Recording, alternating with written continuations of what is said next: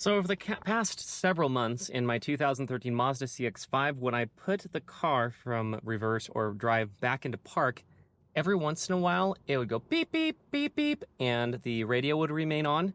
And for some folks, that would mean that you would eventually kill your battery. And so I asked on the Mazda CX-5 group that I'm on Facebook, what could this possibly be? And it turns out it's the automatic transmission shifter switch. So thankfully, this was like 25 bucks on Amazon, got here in a couple of days. So that's what I'm going to be doing in this video. And I'm going to show you what it was doing, and then I'm going to show you the procedure about how to replace this, and it should take about half an hour. Just like that, there we go. So you can see that the radio is still on, and you can see that it's beeping even though I have the door open. So that means the car still thinks that it's still kind of on. So that's why this is getting replaced. Oh, and if you're just, wondering what's the temporary fix for this. So what I would do is not with my foot on the pedals, without that, turn it on into accessory mode. Go like this, go like that, turn it off. And then usually that fixes the problem. But for mine, it's been getting worse and worse. All right, so this actually, you can basically grab onto this, but there's a couple of screws. And there's actually a screw back here that needs to get done, so you can slide this whole thing off. So I'm basically able to just grab this part. You know, you can buy those little plunger kits or whatever. Oof, that's disgusting. And this whole thing can come out, but be careful because there is a little light that's attached to this, so you just want to be careful that you don't garboon that. How's this clip going to come undone? There. Yeah, that's kind of gross. This is what it looks like right there. So that is going to go... Oh, that's pretty cool. So that's going to go right here. Are you taking the parts off? Yeah, so I'm going to take this part right here off. You're taking the parts off? Yeah, buddy.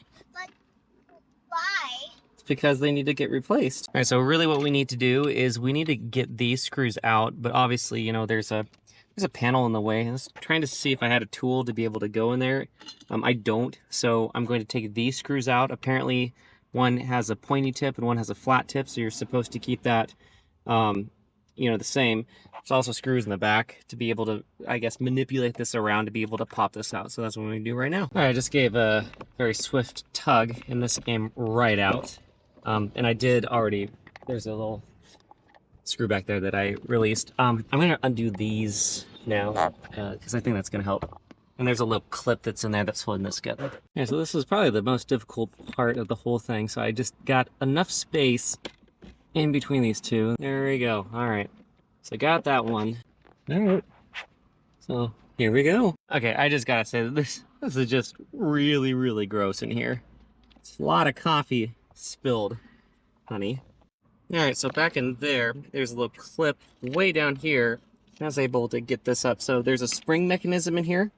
You want to be careful not to lose the spring, but that's how this can come out. You can see it's loose right there already. All right, so you just pull on it, and it comes right out, and I hope I can get that back in. All right, so what needs to happen is I'm going to push this while I'm kind of pulling at the same time, and we're going to see if this comes out. Oh, I guess you can just push it really hard with the flathead. Okay, so here it goes. It's out.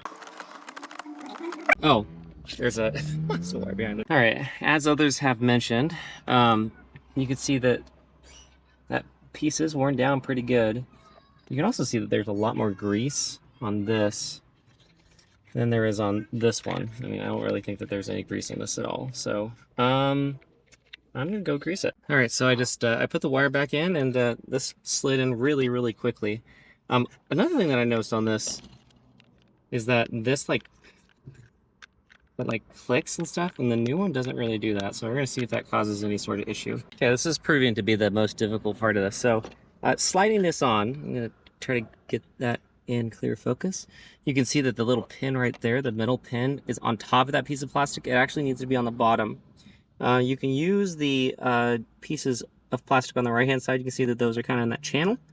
But this little metal piece needs to be underneath, so I'm going to try to manipulate that with a flathead screwdriver, see if that's going to work. Okay, so it needs to be like that. It literally slid right on, and you can actually see the right angle that both are in that little channel right there, and it should have some tension on it just like that. Cool. All right, so it's really easy, again, just to put that back in, put that right back in, and then make sure that you have the pointed screws And the flat screws in the right position. Okay, so here's another fun thing. So yes, I did take this off. That was really easy. There's this little slip right here that if it breaks off or comes off, you can see that there's a little bit of an indent of where it was. So it goes just like this. Might be the other way around, but just know that that's where that goes if it comes off. Got to the end of this and realized, yeah, ever get to the end of a project and realize you completely forgot to put something back in? Whoops. All right, so yeah, I took this back apart, and yeah, that goes right there.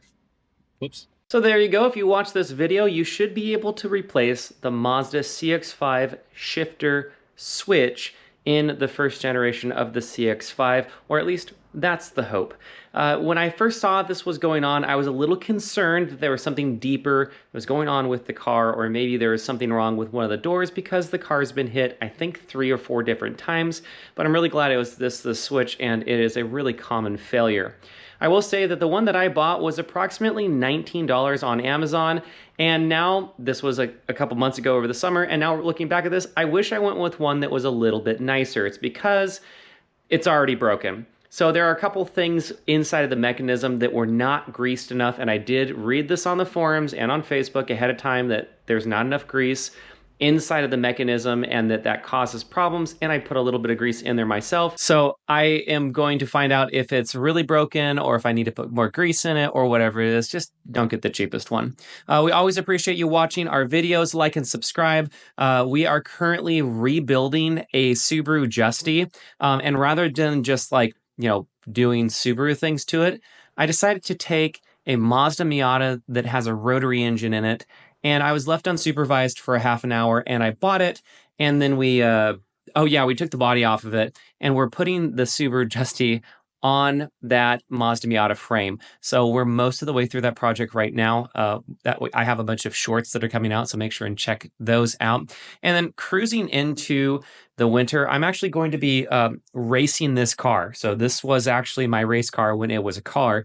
And that was years ago. Now that we've had kids, I haven't been out racing in a while. So there's an autocross event that I'm going to be going to in a couple of weeks. So I should probably, maybe look it over, maybe like change the oil, things like that. But yeah, I'm going to put this in autocross, and there is a roll bar in there, and I hope that doesn't get tested whatsoever. As you can tell, there's a little bit of crap in the Bad Ideas garage right now, so I'm going to make sure get it out, maybe drive it to work, see if it's going to be all hunky-dory, and I think it is. I actually just got it aligned probably about a month ago, because the alignment was really, really far off. It turns out that if you crash your sedan, turn it into a truck, and then never align it, and then you put in the Gambler 500, the alignment was just really odd. So yeah, it's still got my track tires on it, so should be lots of fun. So like and subscribe. We got that coming up. We got the Subaru Justy coming up, and then I looked at a couple of buses today. Why not? Bad ideas. That's why.